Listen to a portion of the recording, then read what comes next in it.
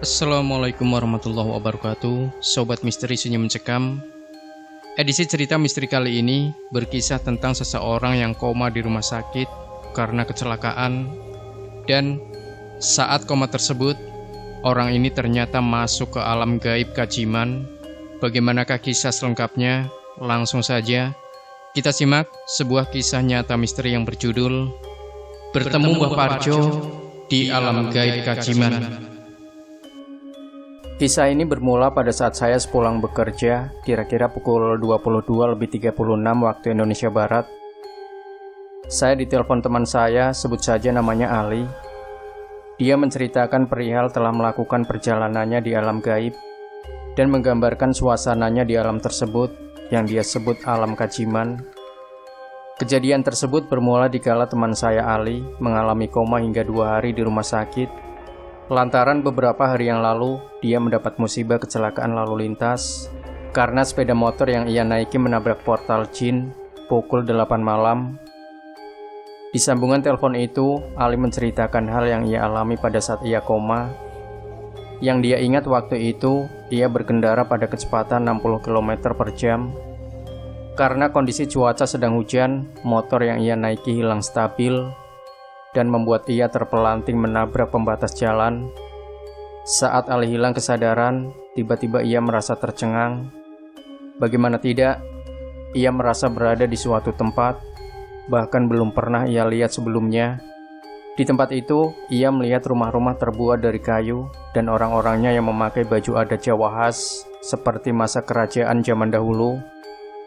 Ali merasa heran perihal kejadian tersebut. Tak selang berapa lama, ia disapa oleh seorang kakek-kakek. Beliau menyebut namanya Mbah Parjo. Ali diajak keliling oleh beliau ke kampung tersebut.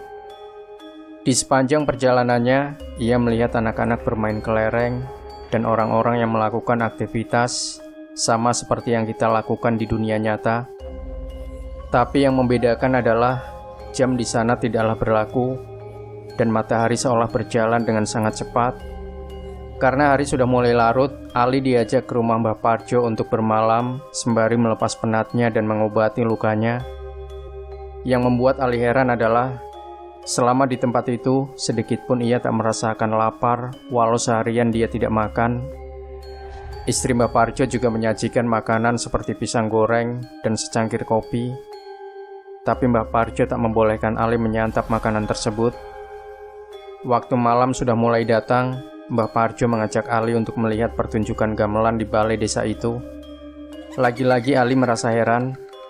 Bagaimana tidak, semua pemain gamelan itu dan para penonton seolah tak memiliki ekspresi senang sedikit pun. Yang ada di raut wajah mereka seolah menghayati setiap alunan nada yang dimainkan para pemain gamelan. Suara seolah-olah sunyi, hanya suara bunyi musik gamelan itu yang terdengar di telinga. Ali tak berani menanyakan kepada Mbah Parjo perihal yang ia rasakan. Karena rasa penasaran itu seolah tertutup oleh rasa takut. Setelah cukup lama, Mbah Parjo pun mengajak Ali pulang ke rumah untuk istirahat. Sesampainya di rumah, Ali langsung istirahat dan tak berkata apapun. Saat ia terbangun di pagi harinya, ia kaget. Ia tak mendengar suara bercengkerama. Bahkan ia coba mencari Mbah Parjo, juga tak ada di rumah. Akhirnya ia punya inisiatif keluar keliling kampung untuk mencari beliau. Anehnya, di sepanjang ia berjalan, Ali tak melihat penduduk kampung satupun. Rumah-rumah seolah kosong, ternak-ternak dibiarkan begitu saja. Masakan juga ada di atas meja seperti baru disiapkan. Ali bingung apa yang harus ia perbuat. Dia hanya bisa berdoa dan membaca lafaz Allah sebisa dia. Tak selang lama, setelah itu hari sudah mulai senja, dan tiba-tiba para penduduk kampung mulai ada di rumah mereka masing-masing. Ali pun bergegas kembali ke rumah Mbah Parjo. Sesampainya di sana, Mbah Parjo duduk di ruang tamu sembari minum secangkir kopi. Ali pun menanyakan perihal beliau tak ada seharian, tapi beliau hanya tersenyum dan tak berbicara apa-apa. Ali pun semakin heran. Di manakah sebenarnya ia berada saat ini? Ia rindu keluarganya, ayah, ibu, dan adik-adiknya di rumah.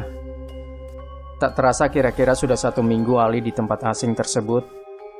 Ia hanya bisa pasrah dengan keadaan misterius yang ia alami. Lalu pada suatu malam, Ali memberanikan diri untuk menanyakan perihal tempat yang ia singgahi sekarang kepada Mbah Parjo. Beliau menceritakan semua bahwa saat ini Ali berada di alam yang disebut alam kajiman.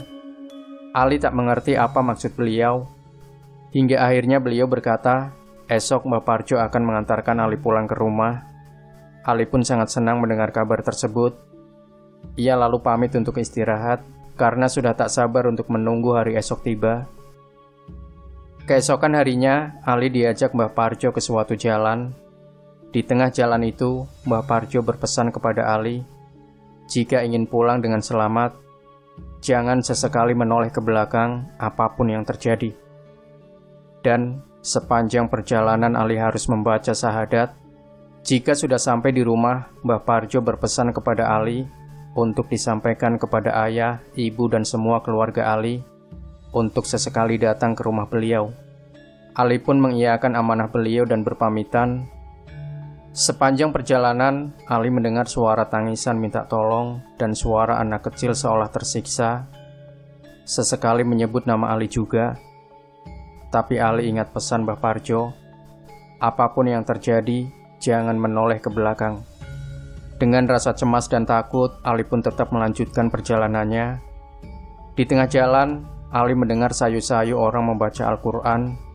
Hati Ali seolah menjadi tenang karena mendengar alunan Al-Quran tersebut dan tak mendengar lagi suara aneh yang membuat hatinya ketakutan.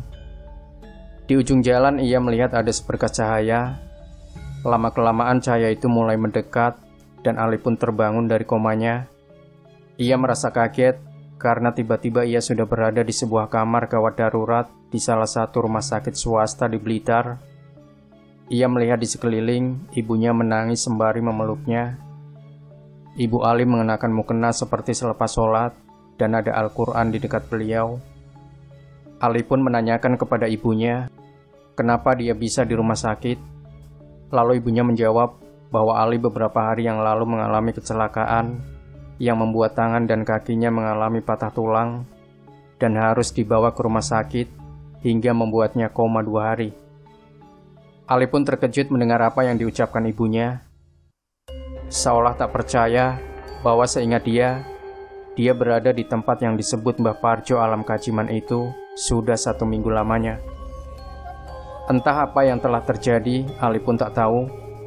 Ali pun mencoba menceritakan perihal apa yang ia alami selama ini kepada ibunya, dan menceritakan bahwa dia bertemu dengan seorang kakek bernama Mbah Parjo. Ibu Ali langsung terdiam mendengar nama yang disebutkan Ali tersebut.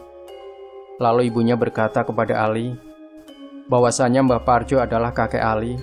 Beliau adalah ayah dan ibu Ali yang sudah meninggal 28 tahun yang lalu karena sakit asma. Ali pun semakin bingung. Memang setelah keluarga Ali pindah ke rumah ke Blitar, ibu dan ayahnya tak pernah ke makam Mbah Parjo. Terakhir sebelum mereka pindah itulah mereka datang ke makam beliau kira-kira 10 tahun yang lalu. Setelah mendengar cerita dari Ali, selepas Ali sembuh dari sakitnya, keluarga mereka pergi untuk ziarah ke makam Mbah Parjo di Situbondo. Banyak hikmah yang dapat saya ambil dari pengalaman teman saya bernama Ali ini, bahwa kita tak boleh lupa dengan keluarga kita, walau mungkin mereka sudah berbeda alam sekalipun dengan kita. Yang mereka harapkan hanyalah doa dari kita yang masih ada di dunia ini. Jika bukan kita yang mendoakan mereka, siapa lagi? Tak terhitung seberapa besar usaha mereka mendidik dan membesarkan kita. Dan setelah kita dewasa, kita seolah lupa jati diri kita. Bukankah itu keterlaluan? 10 menit bukanlah waktu yang lama untuk membaca doa, kawan. Tapi waktu 10 menit itu sangat berarti buat mereka yang mengharapkan doa dari kita, ataupun sekedar datang ke ziarah kubur untuk memberikan doa kepada kerabat kita yang terlebih dahulu tiada. Demikian Sobat Misteri Sunyi Mencekam, semoga kita bisa mengambil hikmah dari kisah ini. Jangan lupa berikan komentar Anda, like, share video ini, subscribe channel Sunyi Mencekam, dan nantikan terus cerita-cerita misteri terbaru dari kami. Wassalamualaikum warahmatullahi wabarakatuh.